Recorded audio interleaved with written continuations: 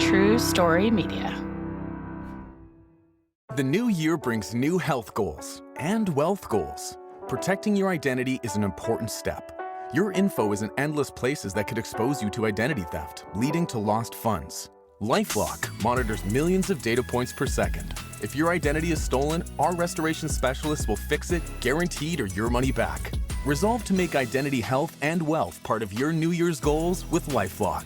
Save up to 40% your first year. Visit lifelock.com/podcast. Terms apply. This podcast is supported by The RealReal. Meet Christine. She loves shopping. And this is the sound of fashion overload. Too many fabulous things, not enough space. So Christine started selling with The RealReal. I've always loved collecting designer pieces. Gucci bags, Prada heels. But my style keeps evolving. Selling with The RealReal? Game changer. I earn more, and they do everything. Seriously, just drop off your items or schedule a pickup. We handle the photos, descriptions, pricing, even shipping. You just sit back and watch your items sell fast to our 40 million members. And I get peace of mind knowing I earn more selling with The RealReal than anywhere else. Exactly. That's the sound of your closet working for you. The RealReal. Earn more, save time, sell fast. And only for the month of January, earn up to $550 extra when you sell with The RealReal. That's right, up to $550 extra. Go to therealreal.com to get started. Earn up to $550 extra this month at therealreal.com. Terms apply.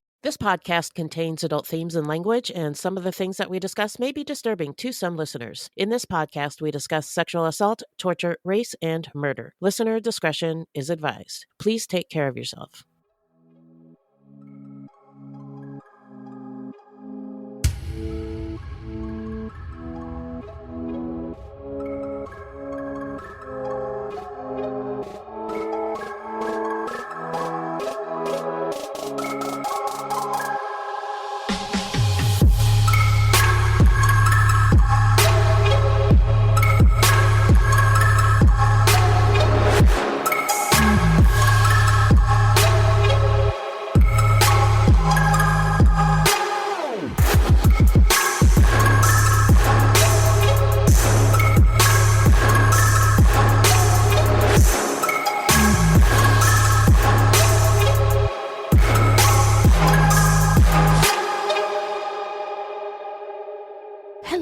Welcome to Fruitloops, Buiti Binafi, and Bienvenidos Bitches. Thank you so much for listening. Fruitloops is a true crime, history, and comedy podcast that delves into the often overlooked stories of serial killers of color and, more importantly, the victims. We take deep dives into the lives and crimes of these killers worldwide, while also examining the history, culture, and social factors that may have influenced their actions. And the reason that we cover these crimes is because they often go unnoticed by the public. And why is that? Because in the simplest of terms, the news is racist. Allegedly. And we are Wendy and Beth. She's Wendy, a Black Latinx woman, and I'm Beth, and I just happen to be white. That's just a little piece of who we are. Another piece is that although we are both fascinated by true crime, really fascinated by true crime, and we know a lot about it, keep in mind that we are not journalists, investigators, or psychologists, and the opinions expressed in this podcast are just that, our opinions. All right. Remind us, Beth, who is our subject today? Our subject today is Emma Jean Raine, a 3-time widow convicted of murdering one husband, but is suspected of murdering 3. 3? I don't know why I said that so joyously. 3! Well, 3. It's hard. You can't say the number 3 without a smile. That's true. It's a good number. Yeah. 3, oh, it's a magic number. Yeah, it is. So now let's get into some stats.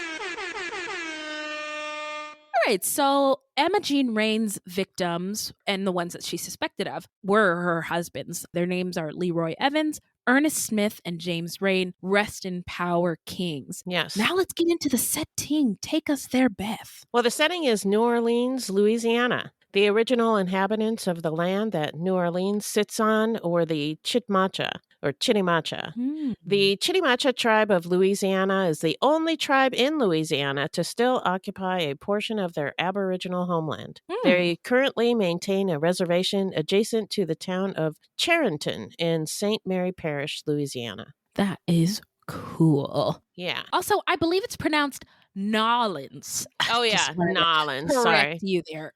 Nolans. Louisiana is located in the southern United States. And I always remember what Louisiana looks like because it literally looks like the letter L. It a does. capital L. Yeah. Basically, the southern half of the U.S. from Texas east to the Atlantic Ocean. It's the southern United States. Right. Thanks, friend. Aspects of the historical and cultural development of the South were influenced by the institution of slave labor from the early 1600s to the mid 1800s. And who's the savages? You mean not the brown ones who are already there, but the ones who enslave humans? Thank you. So this includes the presence of a large proportion of Black people within the population, support for the doctrine of states' rights, and the legacy of racism. What a legacy. Oh, boy. Yeah. In addition, the region contains almost all of the Bible Belt, an area of high Christian church attendance, especially evangelical churches such as the Southern Baptist Convention. Socially conservative Protestant Christianity plays a strong role in society in this area. Yeah, but I would say the Bible Belt, when they're referring to the Bible Belt, they're referring to mostly white populations, which is why I wanted to include how interesting it is to consider the Black Belt and how it literally sits right within the Bible Belt. Same area, just it's like being cradled. The Black Belt is being cradled by the Bible Belt. Same areas. And Booker T. Washington wrote, I think in his autobiography, quote, "I have often been asked to define the term Black Belt," and goes on to say the term was first used to designate a part of the country, as Beth said, which distinguished color of the soil. The part of the country possessing this thick, dark, and natural rich soil, which was, of course, the part of the South where slaves were most profitable, and consequently, they were taken there in the largest numbers. Later, he goes on to say the term seems to be used wholly in a political sense to designate the counties where the Black people outnumber the white people, unquote. Interesting. Mm-hmm.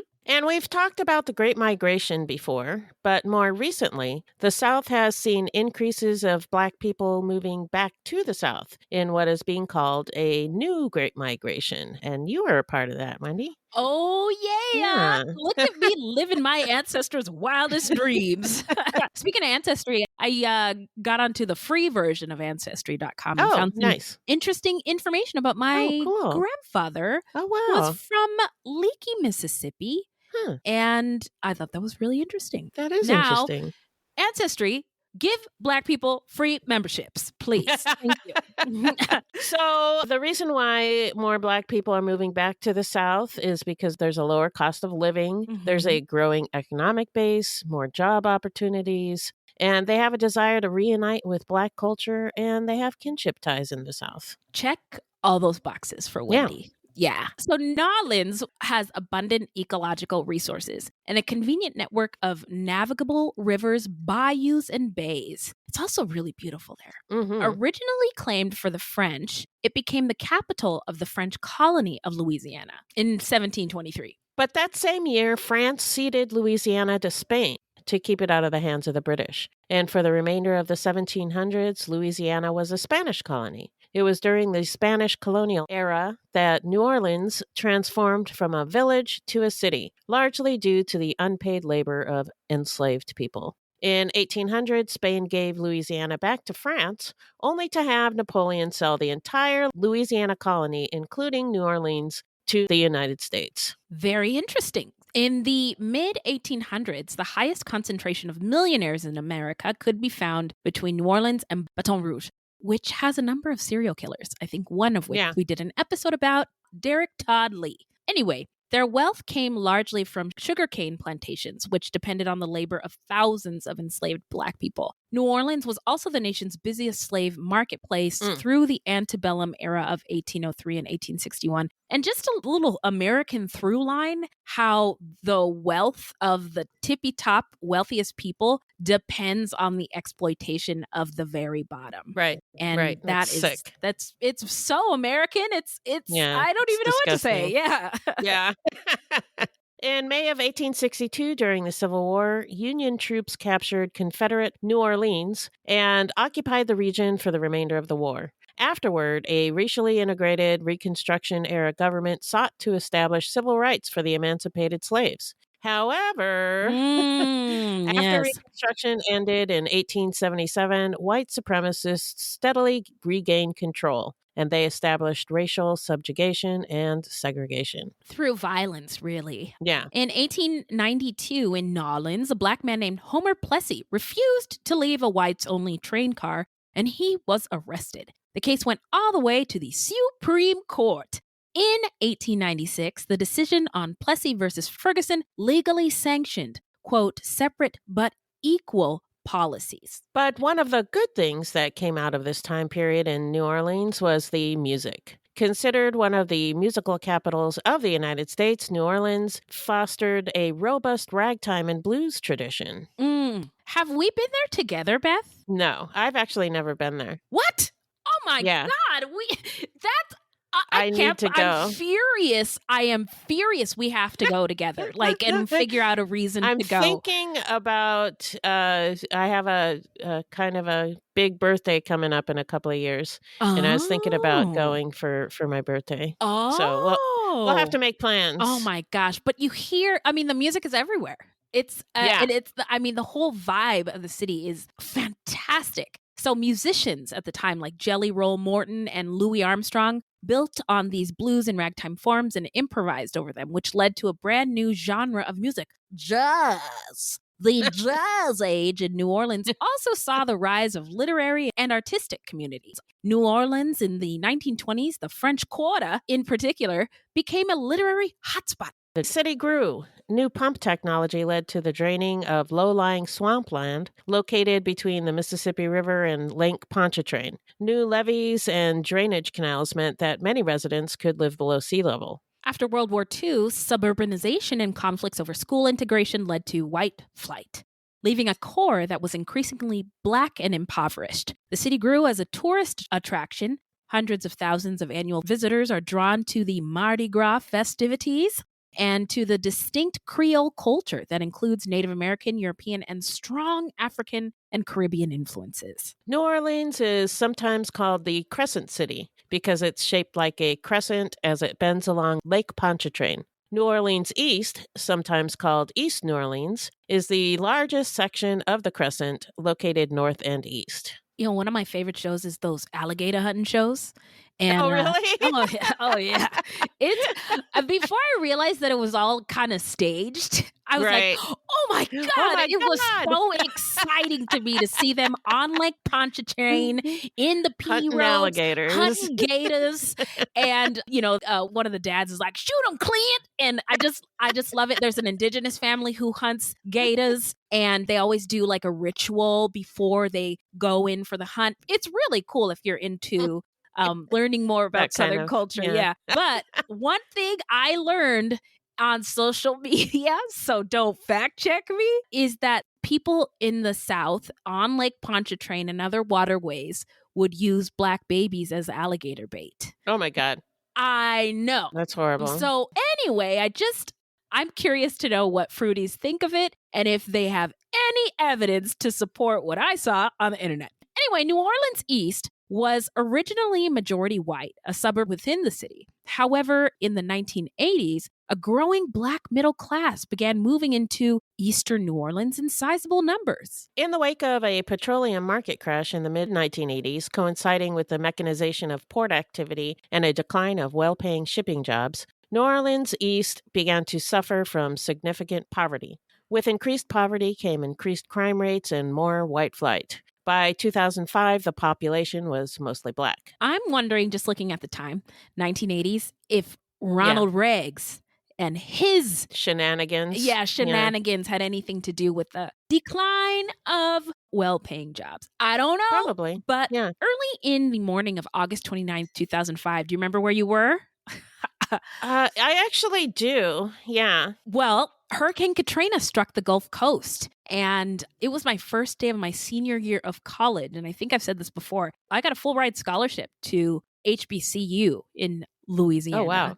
And I didn't take it. So that day was like, whoa, what if I had, Yeah, you would have been in the area. My mom was in the hospital. Oh, no. So I was in the hospital. Yeah, she had a hip replacement. Oh, Oh, well, your mother's a Southern lady. Did she have any? Yeah. Did she say anything? Oh, she was very upset. Yeah. She was really upset. Yeah. We were really upset too because of... I didn't understand what was going on at the time, Mhm. and I was worried about my mom. Yeah. And I don't know if I would have been paying as much attention to it if my mom hadn't been so upset. Oh, interesting. Yeah. And I'll never forget, Kanye West went on TV with Mike Myers right next to him and said, George Bush doesn't care about black people. And all the black people watching were like, woo, thanks, Kanye. Yeah. And now we're like, whew, we don't know him. We don't talk about Kanye anymore.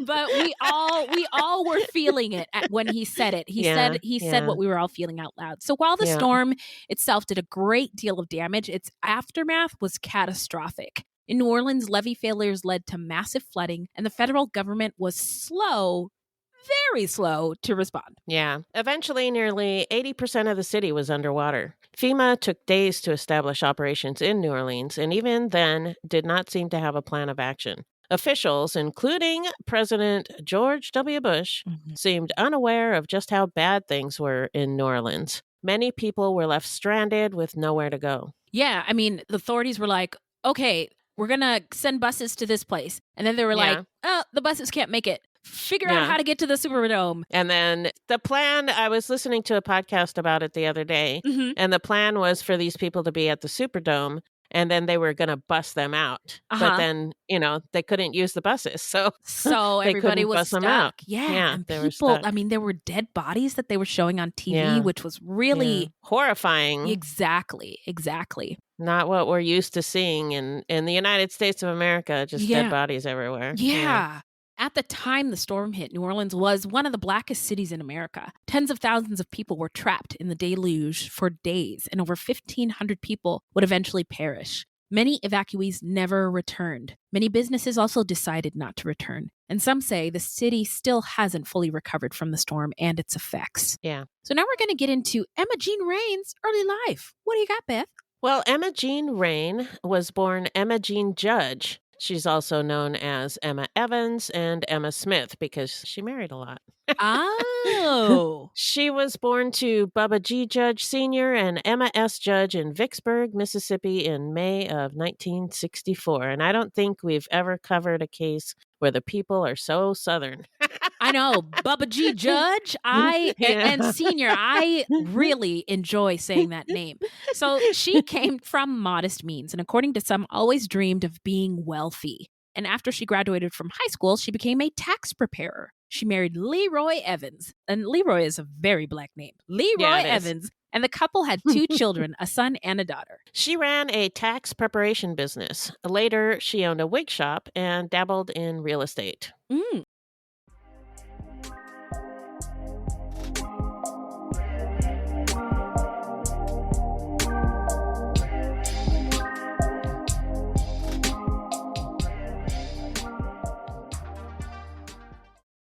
Now we're going to get into the timeline because that's all we know about her early life. Right. So in 1993, when Raine was 29, her husband Leroy was hit by a car, which left him as a paraplegic. Raine took care of him for the next year until 1994 when he choked to death in his sleep. It's reported that he either choked on his feeding tube or that his feeding tube had mysteriously been removed. Whoops. Yeah.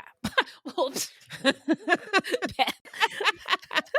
In any case, whatever happened, after Leroy died, Raine collected on his life insurance and moved with her children to New Orleans, reportedly for a new start and to distance her children from the tragic circumstances that had led up to and included their father's death. In New Orleans, Raine met Ernest Smith. Ernest was a lifelong resident of New Orleans and a popular pastor at a local church. He also served in the National Guard. He had a daughter named Quentine. Ernest's parents died when he was a child, and he was later adopted. Despite this, he has been described as a happy man who is always in a good mood. The couple got married, and Raine was described as a perfect pastor's wife. Ernest treated Raine's 2 children as his own and was like a father to them. However, Raine, now a first lady of her husband's church, which is a big deal in the black church, who at the time went by Emma Smith, reportedly had a boyfriend. Uh-oh. What? She had a boyfriend. Oh, I was like, did something? Uh-oh. Uh-oh. Uh-oh. Reportedly, she had a boyfriend named James Raine, who was a friend of Ernest's from the National Guard. The two had served together in Iraq. Emma Raine has alleged that Smith had his own girlfriends on the side, which also, again, I've heard in church, if you want to see the devil, just look inside the church. There he is. In 1997, Emma Raine purchased a life insurance policy on Ernest for $100,000, naming herself as the sole beneficiary. Over the years, she periodically bumped up the policy, increasing it several times between 2000 and 2005. When Katrina hit in August of 2005, the family evacuated to Arlington, Texas. Ernest found a truck driving job, and Raine's two children, who were now adults, found jobs and settled in. But Raine went back to New Orleans as soon as she could because she wanted to attend to her businesses. In November of 2005, Raine increased Ernest's life insurance policy to $800,000. Whoa. In February of 2006, she changed the beneficiary, removing herself and naming James Raine and Ernest's estate as beneficiaries. And that sounds weird, but I think she did it because she wanted to point away from herself, you know? Oh, I see. Yeah, that makes sense. And thinking that she would still benefit because she named the estate and she was thinking she would inherit the estate. Right. But unbeknownst to her, under Louisiana law, this meant that half of the estate would not go to her, but it would go to Ernest Smith's daughter, Quentine. I was a little bit surprised that it was unbeknownst to her because she is a tax preparer and has to be familiar with laws and money laws and estate stuff. And so I would think that wouldn't be Maybe she did know and she had a plan. I don't know. Hey, who knows? But she has a plan later. So after Katrina, Ernest's congregation had been spread far and wide, and Ernest was in Texas, so he had no congregation to speak of. He had no flock. But a church in Atlanta gave him the opportunity to become a pastor. So he was planning on moving with Raine to Atlanta. In April of 2006, Ernest went back to New Orleans temporarily to take care of some loose ends. On April 12, 2006, Ernest, who had recently purchased a motorcycle, attended a bike night in Jefferson Parish with a friend named Ronald. Ronald took him home at around 11:15 or so. The two talked in Ronald's car for a while before Ernest got out and headed for his door, while Ronald drove away. But before Ernest could get to his house, he was shot twice in the chest with a 9mm gun. Raine later reported that she'd taken some medication for a toothache and was sleeping when Ernest came home at about 11:30 p.m. She'd heard popping noises, which she thought was a car backfiring. But then she heard her husband say, "Baby, I've been shot." That's a little suspicious. Yeah, that's sus. Yeah, so she went downstairs to find her husband bleeding to death and called 911. Police found Ernest dead in the entryway of the home at the bottom of a set of stairs with a trail of blood leading to his body from outside. 2 9mm shell casings were found outside, and police believed that he had been ambushed. Still recovering in the wake of Hurricane Katrina, the townhouse complex where Raine and Ernest lived in New Orleans East was mostly deserted. It was described as desolate and isolated, perfect conditions for a murder. Yeah, but a murder with no robbery is weird in this context. Yeah, it is. So the detective investigating the scene found it odd that Emma Raine didn't have any blood on her from trying to embrace or help Ernest. She also wasn't wearing pajamas, which they also found odd, since she claimed to have been in bed while the incident occurred. In addition, the bed was made. Police also... What? I just sleep on top. It is hot there. So police also claim that Emma Raine showed little emotion at her husband's death. And that part of, police saying she didn't act accordingly... The way that they wanted her to. Yeah, that's all bullshit. But the other things... Those are some red flags. Emma later claimed that she'd held Ernest's head in her hands, asking him what happened, but she didn't touch his bloody chest. She also said that she suspected Ronald of the crime, and since he had come back to the crime scene, she was acting cautious and closed off because she was frightened. However, according to Ronald, Raine had called him and told him that Ernest had been shot, which is why he returned to the crime scene. Interestingly, she had also taken the time to call James Raine, but police didn't find out about that call to James Raine until years later. Under post-Katrina circumstances, the police were having trouble keeping up in New Orleans. There were no witnesses, which made developing a suspect and motive difficult. During this time, the police didn't have the resources to investigate cases with no obvious leads, and soon the case went cold. When Emma Raine learned that according to Louisiana law, Ernest Smith's daughter, Quintine, would automatically be the beneficiary of half of the insurance money, she got her own biological daughter to pose as Quintine and forge her signature to sign the money over to her. Wow! Scammy McScammer Sands! She began publicly dating James Raine, and the two married on July 10th, 2008. They settled in Poplarville, Mississippi, James's hometown, and used the life insurance money on Ernest to build a luxury house with a pool. A poplar is a tree, right? Yes. Yep. A southern tree that Billie Holiday sings about Black people swinging from. No, that's during not good. the right. Yeah, strange fruit. Yes, thank you. From the poplar trees. Reportedly, the couple also bought new cars and a boat. Wow. I'm on a boat with T-Pain. I'm on a boat. Wow. And they had TVs in every room of the house. Oh my God, sign me up. And a video surveillance system with security cameras throughout. Raine even named the street that the house was built on after herself. Oh my God, Emma Lane. Wow, what a detail. But they did not live happily ever after. In the summer of 2010, Ernest's daughter, Quintine, discovered the existence of her father's insurance policy and that Raine's daughter had forged her signature on an insurance document to allow her mother to collect the proceeds. Ooh. The insurance carrier filed suit against the Raines. Strangely enough, the Raines filed bankruptcy the same year. Huh. Wow, that's interesting. And it's 2010 too, and I think a lot of people were actually filing for bankruptcy. That was, kind of at the aftermath of the financial collapse of the United States economy, the recession. Yeah. But also, insurance fraud is a crime. I think you can go to jail for, right? Yep. Okay. Yep. On October 21st, 2011, 5 years after Ernest's murder, Emma Raine called James's mother and asked her to check on James because she was out of town and was having trouble getting a hold of him. James's mother went to the Raines' house where she found her son dead. He'd been shot multiple times in the head, chin, and neck while lying in bed. And although there were signs of forced entry, the video surveillance system had been disabled. And Emma Raine was recorded as the last person in the house. Ooh. And she was seen turning off the video surveillance system on the day before the murder. Well, why on earth would she do that? So now we're going to get into the investigation and the arrest. Emma Raine attempted to collect an insurance payout on James' death, too. But the estate of James Raine sought to disqualify Emma Raine from receiving her husband's life insurance proceeds. She then collected an insurance payout on her house in Poplarville after it burned down. What? Wow, this poor woman. So much tragedy. I know. Arson was suspected, but she was able to collect anyway. She moved to Kansas City, Missouri, and 14 months after James's murder, she married a man named John Golston. Another murder, another marriage. Another marriage, yes. The two had not known each other very long when they married in December of 2012, although John did know that Raine was a widow 3 times over.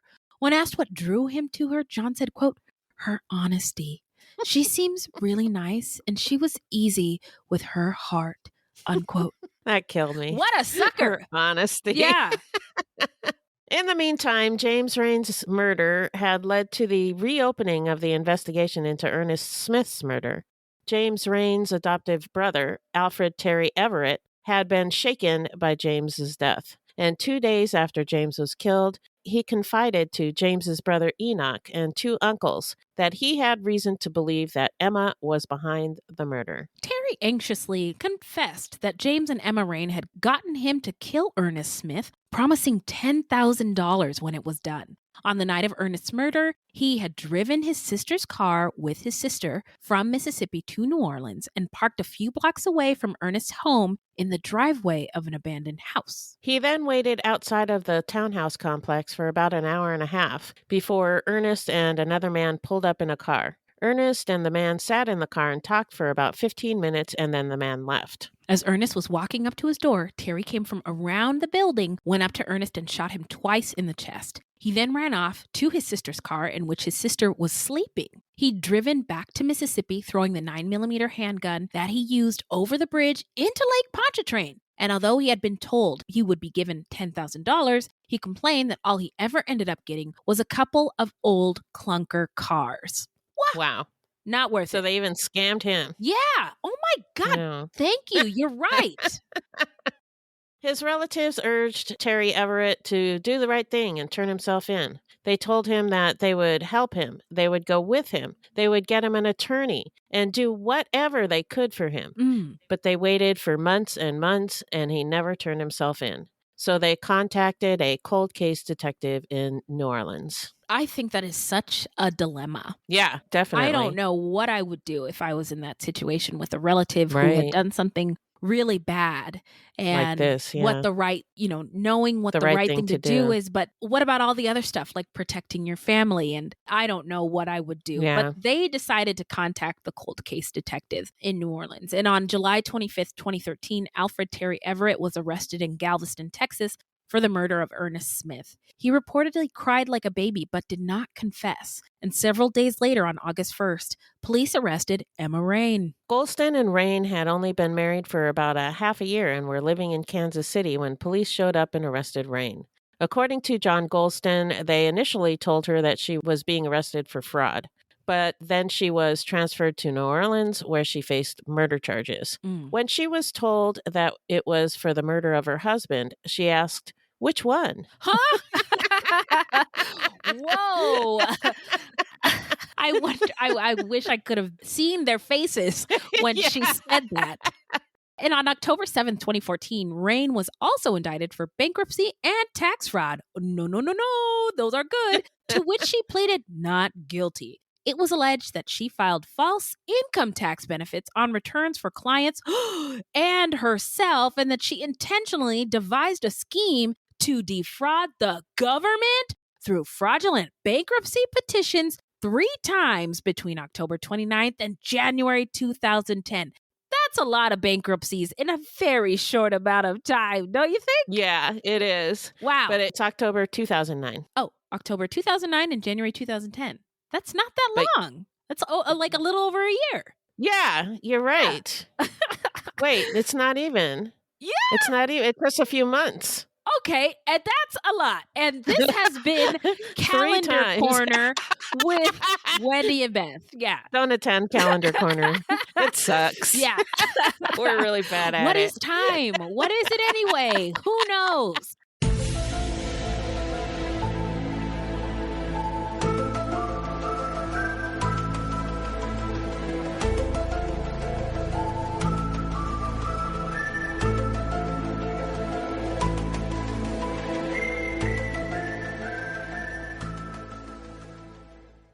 This podcast is sponsored by Talkspace. Last year, I went through many different life changes. I needed to take a pause and examine how I was feeling in the inside to better show up for the ones who need me to be my best version of myself. When you're navigating life's changes, Talkspace can help. Talkspace is the #1 rated online therapy, bringing you professional support from licensed therapists and psychiatry providers that you can access anytime, anywhere. Living a busy life, navigating a long-distance relationship, becoming a first-step father, Talkspace made all of those journeys possible. I could speak with my therapist in the office. I could speak with my therapist in the comfort of my home. I was never alone. Talkspace works with most major insurers, and most insured members have a $0 copay. No insurance, no problem. Now get $80 off your first month with promo code SPACE80 when you go to Talkspace.com. Match with a licensed therapist today at Talkspace.com. Save $80 with code SPACE80 at Talkspace.com. Now we're going to get into the trial. Hit it, Beth. During Terry Everett's trial, his foster brother Enoch Raine and 2 uncles, William and Henry Fowler, all testified that Everett admitted to killing Smith. Enoch had a really hard time testifying. It broke his heart that he had to testify against his foster brother. but it felt like the right thing to do. And in December 2014, after a 3-day trial, which is not much for a murder trial. Yeah, it's pretty short. 3 days, yeah. Everett was found guilty of second-degree murder. He was sentenced to life in prison. After turning down a plea deal for 35 years in exchange for pleading guilty to manslaughter, Emma Raine, at 52 years old, stood trial for second-degree murder between August 9th and August 12th, 2016. Also very short. Again, what's with these short trials? What's happening here? So Terry Everett, who was appealing his murder conviction, was brought into court to testify. Although he was granted immunity, he refused to even approach the witness stand. He then repeatedly refused to answer the prosecutor's questions after the judge allows the prosecutor to ask them from across the courtroom. That's wild. He must have been really afraid of Emma. Don't you think? I think so. He was appealing his murder conviction. Mm-hmm. I think he didn't want to say anything to jeopardize that. Oh, I thought he was afraid of facing Emma Jean Raine. Could be that too. I don't know. I was just guessing. It's all just a big fat guessing game. Yeah. Welcome, It's all speculation. Welcome to Speculation Corner. We're your hosts, Wendy and Beth. But because he refused to testify, his family members were allowed to testify, a situation that would normally be considered hearsay. The jury also heard about how Raine had gotten her daughter to commit fraud for her when she pretended to be Ernest's daughter to sign over the insurance money. Her daughter had already pleaded guilty to conspiracy and forgery and had been sentenced to 10 years probation. Wow. I mean, so many people she's dragging down with her. I know, right? Yeah. Prosecutors were not allowed to bring up the death of her first husband, Leroy Evans, but they were allowed to bring up the mysterious circumstances surrounding James Raine's murder. Emma Raine's attorney noted that she'd never been charged or publicly named as a suspect in James Raine's killing. He also described Ernest Smith as a philandering pastor without a church. He didn't have a church because of... A hurricane blew it away. Yeah.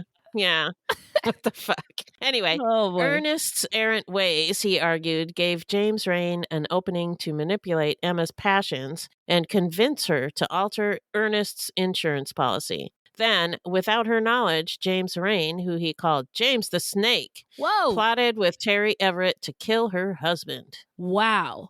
As evidence, her attorney pointed out that Everett complained that all he got for the killing was a pair of clunker cars, boo-hoo, which pointed to Emma Raine's ignorance of the murder plot, saying, quote, if Emma thought in any way she was responsible, she would have gave him the $10,000. She could have taken it out of her cookie jar. Emma did not hire him. Emma did not ask him to do anything, unquote. But Emma Raine was found guilty of second-degree murder, and on October 21st, 2016, she was sentenced to life in prison without parole. The following month, she pleaded guilty to failing to report her taxable income for the years 2010 and 2011, and for filing false tax returns for clients during the years of 2008 to 2010. Golly, that is so much bad stuff. Yeah. In like one. Yeah. Wow, for one human. I know she dreamt of being wealthy when she was little, but boy, oh boy, she really went overboard. So now we're going to get into where are they now? Well, Emma Raine has never been charged for the deaths of James Raine or Leroy Evans. At the time of Raine's trial, her fourth husband, John Golston, supported her innocence and argued against her conviction for murder. He nearly bankrupted himself to pay for his wife's defense, but he eventually filed for divorce. Another life ruined. Yes. Yeah.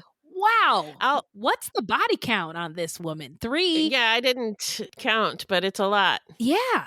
Alfred Terry Everett is currently incarcerated in the Louisiana State Penitentiary. He's 38, so he's actually pretty young. Yeah. I think he was around 21 when he committed the murder. That is, wow. Yeah. Raine is incarcerated in the Louisiana Department of Corrections, and she is 58 years old. Isn't the Louisiana State Penitentiary Angola?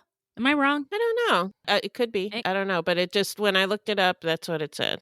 Louisiana State Penitentiary. And for Raine, it said Louisiana Department of Corrections. There was no fancy name or anything. Well, the reason I bring it up is Angola is a famous prison in the United States. It is the Louisiana State Penitentiary, and it used to be a plantation. Okay. And I believe that obviously there are a lot more Black men incarcerated there, but they are forced to do manual hard labor. labor. Yeah. Yeah. I think they were both sentenced to hard labor. Yeah. Whoa. Okay. So nearly 6 years after his death, James Raine's life insurance policy carrier filed a lawsuit to determine the rightful beneficiary of his life insurance payout. In 2018, ruling in favor of Emma Raine, the court noted that, quote, while it may be suspiciously coincidental that Emma Raine's second husband was shot and killed, that she was convicted for her role in that murder and that she collected life insurance money without more. The estate has nothing more than mere speculation at this point. What? Are you guys serious? Anyway, unquote, that she killed James Raine. So the court awarded her $248,806, which was reduced by a pre-existing tax liability to $154,599. So she's balling in jail. Oh my gosh. Ramen packets are on me, ladies. So now we're going to get into what we think made her snap as well as our takeaways. What are your thoughts, Beth? So I don't know if she had anything to do with her first husband's death or not. Okay. There's a lot of speculation that she was behind the whole thing, that she even got someone to run him over. And I don't know if that's true or not. Okay. But my speculation is that it's not true. Just my opinion. Okay. And the reason why I think that is because he was run over and then he was paraplegic for an entire year. Yeah. And she took care of him. So I would think that she would have done it sooner. She would have killed him sooner if that was the whole plan. Ah, I see. I do think that she might have had something to do with his subsequent death a year afterwards. You mean the feeding tube incident? Yeah, the feeding tube incident. Although even if she didn't, I think it was the catalyst for the murders of her second and third husbands. I think it was a way out when she got tired of them. It happened the first time her husband died. Her troubles were over and she got money. So she did it again and again. And why not? Yeah, it worked the first time. Exactly. It's clear that she's somewhat of a scammer. Yeah. She was guilty of tax fraud and she got her own daughter to pretend to be someone else and forge a signature.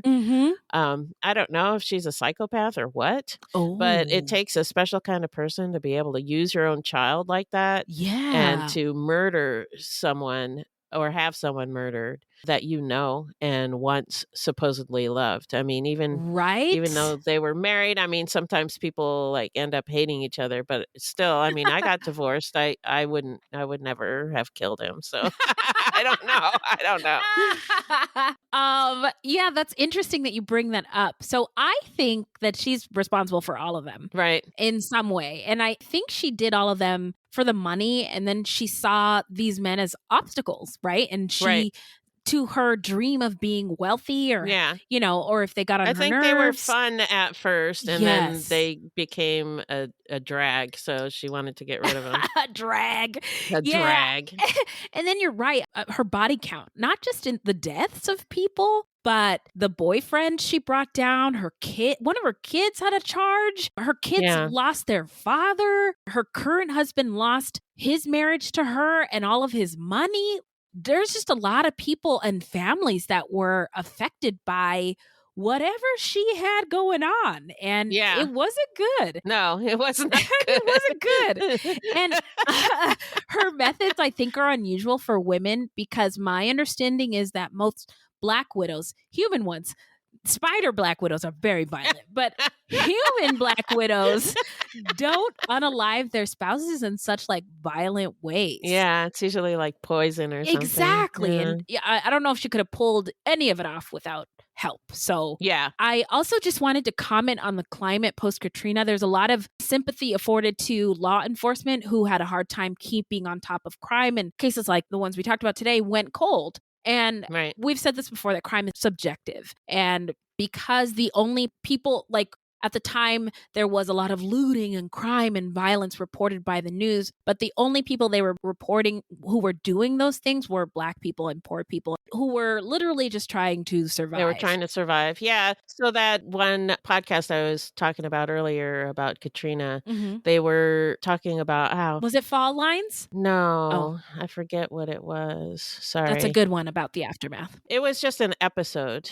of a podcast. And they were talking about how this family was going to get some food because they didn't have any. So they were looking for food. Uh-huh. And they were attacked by some cops who killed a bunch of them. Oh my God. Straight up killed them. Whoa. And there were children. Yeah. Oh my God. Yeah. Wow.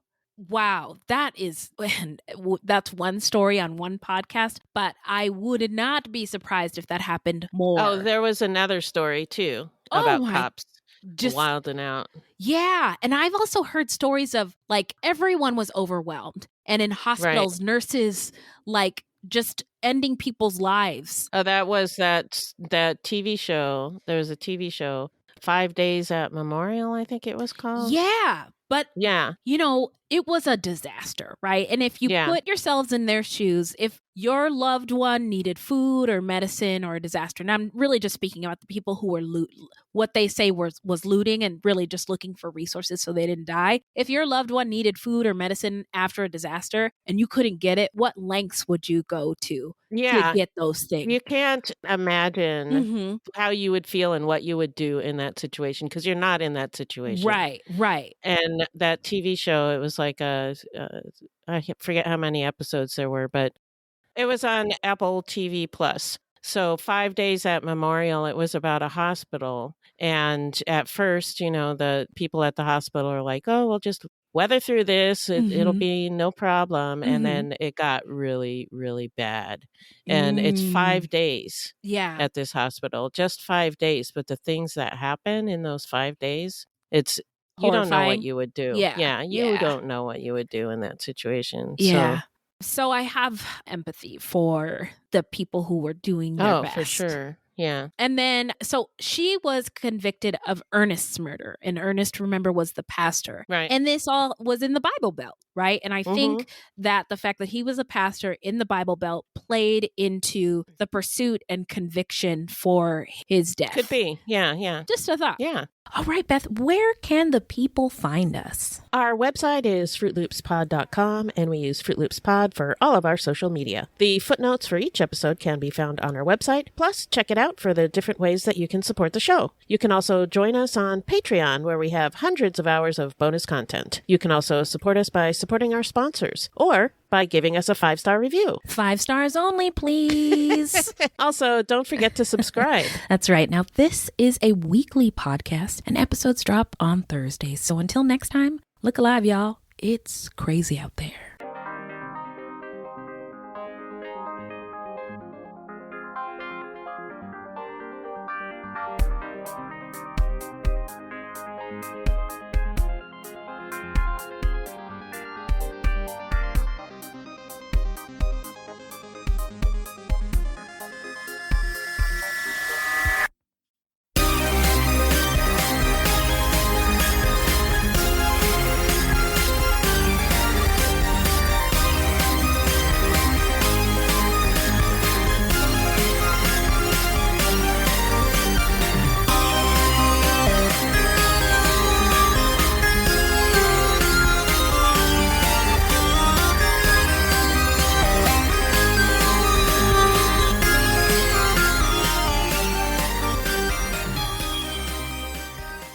Okay, back to it.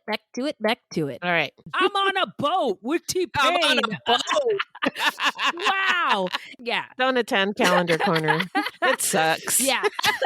Uh-oh. What? She had a boyfriend. What an asshole. Whoops. Yeah. Well, welcome to Speculation Corner. We're your hosts, Wendy and Bev. Spider Black Widows are very violent. 30, it's a magic number. Yeah, it is.